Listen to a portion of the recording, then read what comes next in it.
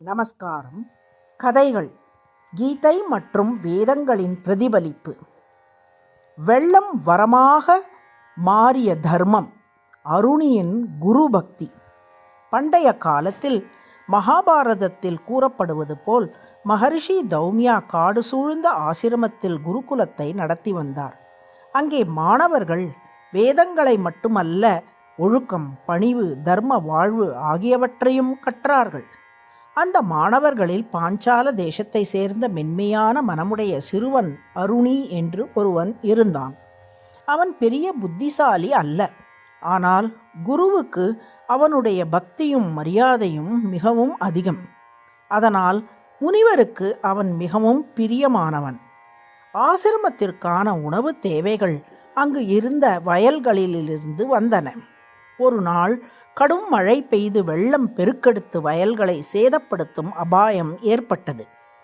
முனிவர் அருணியை அழைத்து, வயல் தடுப்புக்கள் நன்றாக உள்ளனவா என்று சென்று பார், தண்ணீர் உள்ளே புகாமல் காப்பாற்று என்று கட்டளையிட்டார். அருணி உடனே புறப்பட்டான். வயல்களை ஆராய்ந்து பார்த்தபோது தடுப்பில் ஒரு உடைவு ஏற்பட்டு தண்ணீர் வேகமாக உள்ளே பாய்வதை கண்டான். கல், மண், புல் என பலமுறை அடைத்து பார்த்தான். ஆனால் ஒவ்வொன்றையும் நீர் அடித்து சென்றது. அப்போது அவன் நினைத்தான், குருவின் வார்த்தை வீணாக கூடாது. உடனே அந்த இடைவெளியில் தன் உடலை படுக்க வைத்து அடைத்தான்.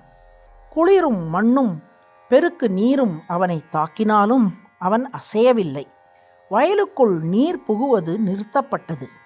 அவன் பல மணி நேரம் அங்கேயே இருந்தான்.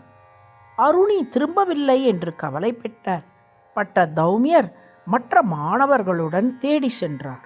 அவர்கள் அருணி என்று அழைத்தபோது நீருக்குள் கிடந்தவனின் மந்தமான குரல் கேட்கப்பட்டது. அவர்கள் அருகில் சென்று பார்த்தபோது அவன் தன் உடலால் தடுப்பாக கிடப்பதை கண்டனர்.